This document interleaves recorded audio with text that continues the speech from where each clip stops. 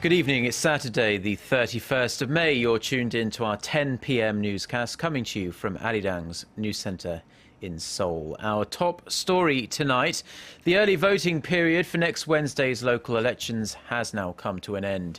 Millions of voters who will be unable to make it to polling stations on election day cast their ballots over the last 2 days. The turnout so far stands at just under 11.5%. Myung-kil starts us off. Nearly 5 million Koreans have made use of the 2-day early voting period to cast their ballot ahead of the actual election day on June 4th.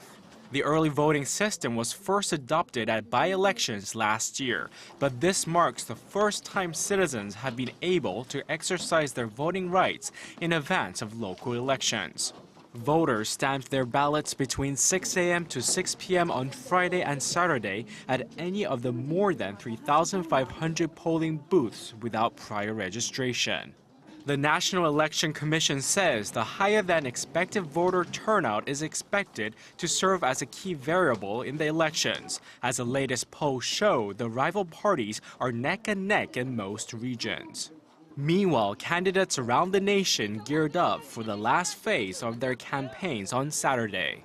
The ruling Saenuri Party's mayoral candidate for Seoul, Chung Mong-jun, their Incheon mayoral candidate Yu Jung-bok, and Nam Kyung-pil running for Gyeonggi-do province governor held a joint campaign in Seoul to promote safety pledges. Incumbent Seoul Mayor Park Won-soon of the main opposition New Politics Alliance for Democracy visited a park in Seoul to greet citizens. The NPAD's Incheon mayoral candidate Song Myung-kil and the party's candidate for Gyeonggi-do province governor Kim Jin-pyo also held rallies to capture voters.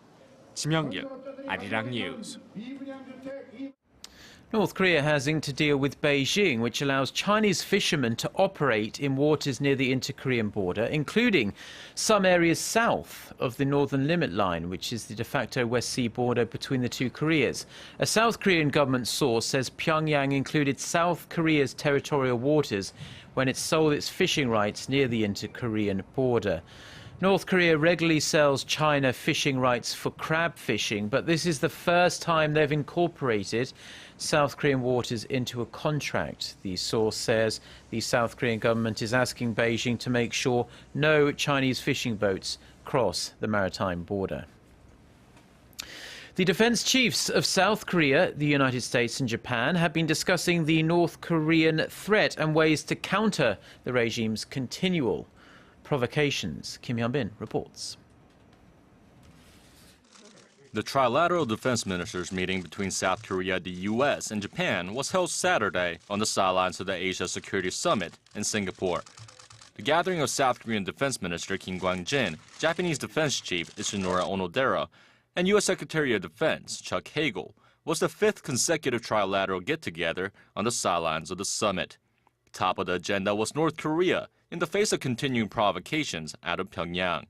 South Korea's defense ministry says the three sides reiterated that North Korea cannot be tolerated or recognized as a nuclear state, and they agreed to increase cooperation to counter the North Korean threat. They also said the international community needs to pressure Pyongyang over its nuclear and ballistic missile programs. They added that North Korea is a threat to South Korea, but the regime also threatens peace and security throughout the Asia-Pacific region. With the common values and security interests, the three ministers acknowledged the importance of sharing defense information when North Korea shows signs of a ballistic missile launch or nuclear test. In a separate two-way talks, Kim and Hagel agreed to set a date for the transfer of wartime operational control from Washington to Seoul during the Korea-U.S. Security Consultative Meeting scheduled for October in Washington. Kim Hyun-bin, Arirang News. A South Korean missionary has been sentenced to life with hard labor for spying and trying to set up underground churches in North Korea. The country's state media reported Saturday that Kim Jong-uk was found guilty of espionage, state subversion and anti-state propaganda by a North Korean court on Friday. The report said Kim had admitted to anti-North Korea religious acts and hurting the dignity of the supreme leadership. The missionary was arrested last October after crossing into North Korea from China. He appeared on state TV in February and said he received assistance from South Korea's National Intelligence Service. South Korea has denied any spy links to Kim. A monument has been unveiled near Washington to remember the thousands of women who were forced into sexual slavery by the Japanese military during World War II. The unveiling ceremony for the monument was held Friday on the premises of Fairfax County's government office in Northern Virginia. Similar memorials have been established in California and New York. But this is the first such monument set up near the U.S. Capitol. A former comfort woman and members of the Korean Council for the Women drafted to military sexual slavery by Japan were among the more than 100 people who attended the ceremony. More than 200,000 women, mostly Korean, were forced to serve as sex slaves to the Japanese military in the early 20th century. Now, if you're watching us in Korea, you'll know that it has felt more like July or August than late May in recent days, with the daytime highs in the low to mid-30s.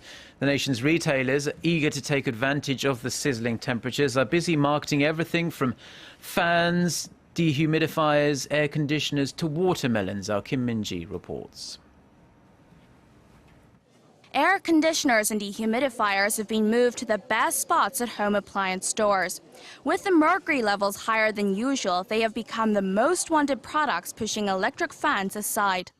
Although it hasn't been on the market for long, the hottest seller this month is a dehumidifier. The sales of dehumidifiers have surged this year due to hotter than usual weather. We expect sales to rise even further. At the grocery store, more and more customers are opting for summer fruits such as watermelons and oriental melons to cool themselves down. Ice cream has also been selling well. In fact, major supermarkets say sales of their summer food products have jumped by up to 20% in May compared to a year earlier. Summer fruits such as the watermelon and oriental melon have been selling better this year. Sales have surged more than 10%. With summer-like conditions expected to continue, retailers will likely beef up their marketing efforts to take full advantage of the early summer heat. Kim Min-ji, Arirang News. Now, in some international news, heightened security checks have been introduced in China following recent violent attacks across the northwestern region of Xinjiang and ahead of the Tiananmen Square protest anniversary on June 4th. The central government is calling on citizens to watch out for suspicious activities within their communities. Police in Beijing say informants could receive over $6,000 for information on planned terror attacks. Also, from mid-June, hundreds of so-called safety officers will be deployed on the city's major bus routes to, quote, maintain public order. Authorities in other areas are even requiring people register with their real names to buy matches. From Sunday, local police in China's northeastern Liaoning province will require mandatory registration for anyone buying items that could be used to make explosives, such as matches, lighters and firecrackers. Turning now to the latest in crisis-hit Thailand, the country's new military leader says there will be no elections in the country for at least 1 year. In a nationally broadcast address late Friday evening, the leader of the May 22nd coup, Army General Prayut Chan-o-cha, said it would take roughly 15 months to make the necessary reforms before a nationwide vote. The general said the next 3 months would focus on reconciliation. He repeated warnings to protesters, saying they lacked a true understanding of democracy and their actions could impede his goal of bringing happiness back to the people. The army chief also appealed to the international community to give him time to carry out the necessary reforms. The United States and many other countries have been calling for a swift return to democracy. Now, on a lighter note, Korean stage actor Hong Kwang-ho is breaking barriers and making his mark in London's iconic West End. He's starring in the leading role for a revival of the award-winning musical Miss Saigon. Son Jung-in reports. The hit musical Miss Saigon has made its highly anticipated return to the West End in London, this time featuring South Korean actor Hong Kwang-ho for its 25th anniversary revival production. Hong was cast to play the role of Thuy, a government officer rejected by his lover Kim, in the award-winning tragic Vietnam War love story. He's also the first South Korean to play a main lead on London's Dream Stage, garnering acclaim for his outstanding singing ability. No one has ever played the role of Thuy as well as Kwang-ho. He has brought a heart and an emotion and a dignity to this role. It hasn't been an easy road for the 32-year-old actor who had to overcome challenges like language barrier and countless hours of practice to make his way in the West End. It is a great honor to be on this huge stage and to be able to perform with these great actors. It's still hard to believe that I'm here in London. Some producers are already asking him to stay, but Hong has promised to take back all that he had learned in the birthplace of musicals and share them when he returns home to Korea, where he says his heart belongs. My ultimate goal is to give an amazing performance on a Korean stage. 손정인, Arirang News. And finally, taking a brief look at the weather. Most of the country is under partly cloudy skies this Saturday night. It will be a mild evening with the low only dipping to 17 degrees in Seoul. Tomorrow will be yet another summer-like day with clear blue skies, and highs around the nation will be in the low 30s. Let's take a look at the weather wherever you are in the world.